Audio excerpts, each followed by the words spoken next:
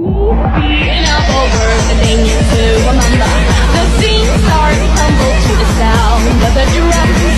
Oh boy, there ain't no need to fight the time. It ain't no. Assalamualaikum warahmatullahi wabarakatuh. Halo, kami dari kelompok 5. Perkenalkan, nama saya Vina Fitra Pratama. Dan saya Melisa. Dan saya Yerda Febri Ambarkai. Dan saya Nadia Pratihara. Selamat menyaksikan.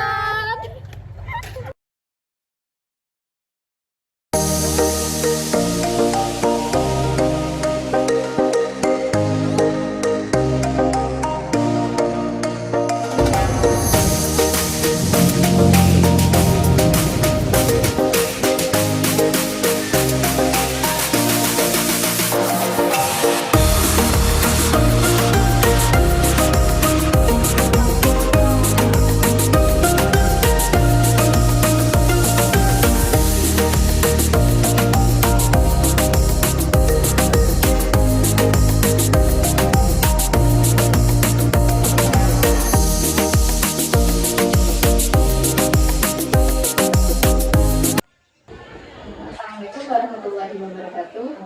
Selamat pagi Ibu. Begini Ibu, kami dari mahasiswa Universitas Muhammadiyah Moramulo. Maksud kedatangan kami di sini akan mewawancarai Ibu sebagai narasumber. Di sini untuk memenuhi tugas kami di mata kuliah kewirausahaan. Baik Ibu, maaf ya, langsung saja saya ajukan pertanyaannya. Apa sih latar belakang Ibu memilih usaha ini sebagai konten kreator? Konten kreator itu awalnya bukan usaha. Konten kreator itu awalnya adalah hobi. Kemudian kenapa bisa dibilang usaha? Kemungkinan banyak orang melihat adanya endorsement, pendapatan di sana. Ya, karena kalau dibilang usaha awalnya ini bukan usaha. Cuman berjalannya waktu karena ada pendapatan di sana, maka ini menjadi sebuah ladang bisnis. Itu menurut Ibu ya. Lalu yang kedua Bu, bagaimana sih sejarah perkembangan usaha ini hingga sekarang Ibu bisa menjadi konten kreator ini? Perkembangannya mulai itu tahun 2021 mulai ke up 2022, artinya baru 2 tahun ini naik. Perkembangannya pun nggak begitu pesat karena kan kita konten kreator baru istilahnya. Kalau dibilang pun apa ya, sejarahnya tuh ya konten kreator itu memang harus konsisten. Kemudian habis itu juga dia harus menghibur kita. Kemudian apalagi TikTok sekarang kan udah mulai surut. Jadi mau nggak mau gimana caranya ya harus tambah konsisten, karena kalau kita ikut turun jadi mungkin sepi, maka perkembangannya akan turun grafiknya. Terus apa kendala yang dialami Ibu selama menjalani konten kreator ini? Kalau pertama saya kendala di waktu. Karena Ibu Ngajar, saya diisi juga di luar, benar-benar. Sedangkan konten kreator itu harus konsisten. Jadi tiap hari itu minimal itu harus up. Kalau nggak up, terus bisa turun. Yang saya rasakan itu waktu lebaran tuh nggak up selama mungkin 2 minggu, karena kan fokus familitas itu turun, mau nggak mau bisa 3.000 turun terus. Jadi harus konsisten, nggak bisa setengah-setengah, memang harus up terus. Nah ya memang di situ kan, kalau karena grafik TikTok sama sosial media lainnya Instagram itu beda.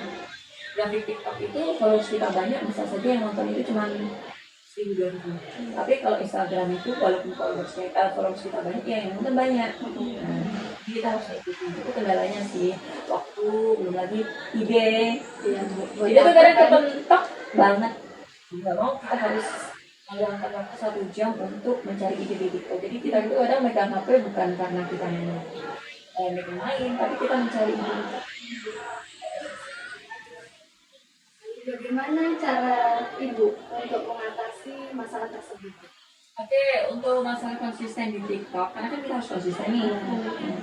Mau nggak mau, gimana caranya kita harus up tiap hari satu konten. Kalau memang waktu kita hari ini terbentuk tidak bisa, maka buatlah konten itu sehari. Contoh nih, luang nih, kosong nggak ada job di mana-mana kan. Buatlah konten itu sebanyak hari ini. Jadi bikin 5, untuk stok 1 minggu ke depan. Nah, kalau saya seperti itu. Terus kemudian masalah ide kita harus punya nih panutan siapa nih orang yang mungkin jadi satu linear dengan konten kita. Ada satu konten kreator itu yang mirip-mirip banget dengan dan dia followersnya lebih banyak. Jadi kalau kita udah mentok nih idenya nggak dapet, ikutin apa yang dia buat. Selesai. Tidak ada yang masalah. Berapa modal yang Ibu keluarkan untuk membuka usaha ini? Report teman-teman. Mungkin dari data dia. Data terus. Data apa mas? Internet Bu. Iya, tapi kan itu bukan beda dengan usaha yang benar-benar butuh modal kayak kita bikin kue enggak kan? Istilahnya kalau itu everyday kayak kita kebutuhan pokok malahan di situ sekarang kan. Jadi bukan kayak kebutuhan khusus yang kita keluarkan untuk memberikan support untuk konten kita atau usaha. Kira berapa Bu penghasilan itu per bulan atau per harinya? Tapi nggak bisa dipastikan. Kita kan untuk konten creator itu ada 3. Pertama endorsement, kedua affiliate. Berarti 2. Jadi pendapatan seorang konten creator itu ada 2. Kecuali kalau kita main YouTube itu memang kita up, ada yang nonton kita dibayar. Tapi kalau saya itu kan konten creator TikTok dan Instagram, yang dia itu dapat uangnya itu memang dari endorsement dan affiliate. Affiliate itu namanya di TikTok. Karena kalau affiliate di Instagram itu affiliate Shopee. Jadi kalau kalian bagi-bagi link itu, kalau ada yang beli kan kalian dapat kan, pendapatan dari situ. Kemudian lebih banyak lagi itu dari endorsement. Nah endorsement ini kita kan nggak pasti nih. Belum tentu sebulan itu dapat. Kadang bisa kayak sekarang ini seminggu 2, berarti 4. Sedangkan red card itu orang tergantung dari mulai 300 sampai 500 milikan. Kadang sebulan nggak dapat ya, jarang juga sih. Biasanya ada lah 2. Apakah sebelumnya Ibu pernah berpikir atau berkeinginan untuk membuat usaha lain selain usaha-usaha yang Ibu tekuni? Iya. Aku juga dekor sama Nataru. Baru per Juli kemarin opening. Itu pun uangnya aku dari murni uang TikTok. Jadi nggak minta. Jadi selama ini kan kita pendapatan nih, aku kumpulin karena kan uang TikTok itu tidak saya gabung dengan uang lain, uang gaji kita uang makan. Kalau kita usaha lain kayak kali kita pakai usaha lain. Nah uang dari konten kreator ini murni kita kumpulkan. Nah caranya uang ini tidak tergolong sia-sia, jangan kita pakai untuk beli yang standar. Gimana caranya uang ini kita kumpulkan, kita bikin usaha. Karena apa? Konten kreator itu tidak selamanya kita bisa ada di sana. Pasti akan ada yang bermunculan yang baru. Cuma kayak artis ya, ada yang gitu uang lagi. Nah, aku berpikir seperti itu. Jadi gimana caranya pendapatan ini, uang mungkin dari TikTok ini, usaha ini, saya gantikan usaha yang mungkin kedepannya lebih jangka panjang. Karena kalau usaha itu lebih jangka panjang dibandingkan kita di konten kreator. Seperti yang kemarin di situ kita buka usaha supaya suatu saat antisipasi kita buka usaha kita ada peluang. Apa strategi Ibu terapkan dalam berusaha? Karena aku berkecimpung di sosial media, aku kebanyakan di sosial media. Jadi aku nggak punya apa ya istilahnya kantoran itu kan biasanya dia ada kayak metodenya rumah itu lah jadi bidangnya kayaknya gitu dan memang karena orang kan tidak kenal alumni ini jadi usaha branding alumni ini yang aku tinggalkan. Jadi gimana caranya aku bikin nama usaha aku tuh dengan embleman alumni tentaran, alumni teknik planner. Jadi tanpa mereka Ini biasa apa sih kalau ketika udah namanya terkenal dengan ada brand Arulonya, mau nggak mau tuh udah, wah Arulo. Jadi sebenarnya usaha itu ke bawah dari sini. Lebih mudah kita up-nya dibandingkan orang yang mungkin basicnya dari nol. Sama-sama bagus nih barangnya, dekornya. Tapi karena ada branding Arulonya ini melekat di sana, namaku ada aku tetapkan, itu salah satu strategi yang bagus. Ini pertanyaan terakhir Bu, menurut Ibu apa sih tips untuk menjadi pengusaha? Konten kreator, Maksudnya konten kreator. tipsnya ada yang mau jadi konten kreator? Ada profil yang nggak? Apa Bu mau? Nggak bisa. Nggak, maunya apa? Dari kamu apa mau? Jadi konten apa? Apa? Mau masak sih Bu, tapi Masak. Kalau mau bayar. Daily vlog. Ya, itu memang harus basic tipsnya adalah kamu melakukan apa yang kamu suka. Yes. Aku tuh hobinya itu senang di kamera. Jadi kalau aku punya hobinya masak, aku makan masak. Aku masa nggak bisa. Baru kita nih aku udah punya nama nih Arulo Beken. Aku bikin konten kreator Arulo Cooking, ya kan? Cooking bersama Arulo. Nggak bisa, terpaksa aku nonton. Aku nggak bisa. Jadi kan hobinya kalau kita hobi di sana, otomatis tuh ketika ada yang like satu aja kita langsung termotivasi. Besok gimana? Kayak kita punya ide. Pertama yang otomatis harus hobi. Yang kedua konsisten. Kalau udah konsisten tuh ya udah masak sehari enggak lah, kalau masak 3 hari sekali atau 1 minggu sekali dan mulai dulu setiap hari. Kalau tiap hari kan karena aku udah cukup banget, seminggu sekali konten. Terus belajar dari konten kreator pemasakannya atau makeup, dan harus update. Soalnya harus update. Mau kalian sebagus apapun konten kalian, kalau kalian nggak ngikutin dengan tren sekarang, musik harus diikuti. Trennya apa, goyangnya apa, dance apa yang diikuti. Kalian ketinggalan satu step aja udah.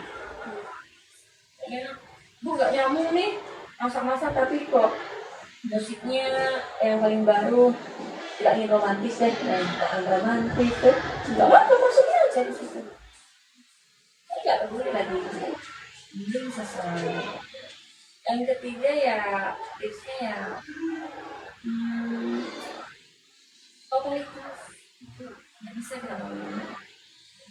IG itu awalnya tuh aku nggak terjun di IG karena IG itu maunya kayak kalian kayak dia cantik. Jadi orang lihat IG kita maunya itu videonya oke ya, kayak senang ya. Gak bisa kita cantik. Dan kita ekspresi, mimik semuanya harus totalitas bisa. Kalau kalian mau yang masak yang heboh ya nada suara, isi suara harus heboh, jangan lemes nggak bisa. Make up harus punya ciri khas branding. Kalau mau konten make up tuh apa ciri khas kamu, misalnya kamu mau kontennya itu untuk make up daily, itu tidak harus sekali-kali make up itu nggak apa. Terus modal handphone itu penting. Tapi banyak sih kemarin juga jadi perdebatan di TikTok, lebih penting mana sih isi kontennya dari kualitasnya. Isi kontennya ceritanya bagus, kalian konsisten, nanti berkembangnya waktu mau handphonenya bagusnya kayak apapun, kalau kontennya bagus ibu konten biasa tapi tanpa ekspresi pun nggak bisa. Orang kenal dengan ekspresi, ya kan? Ekspresi bibir nggak naik aja tuh. Ya. Oke, berarti aku setiap konten gimana caranya aku sedih? Konten sedih harus ada gininya. Iya. Dan itu harus dicari orang, kita nggak bisa lepas dari itu. Bisa. Ekspresinya nggak bisa. Apa yang orang mau harus kita ikutin. Karena kita nggak bisa kita cantik-cantik nanti gak bisa kualitas, gak bisa malu. Kita ada di situ di konten kreator. Misalnya kalau ada selebgram, kalau selebgram mungkin dia maunya dia nampak beauty, luxury di Makasih buat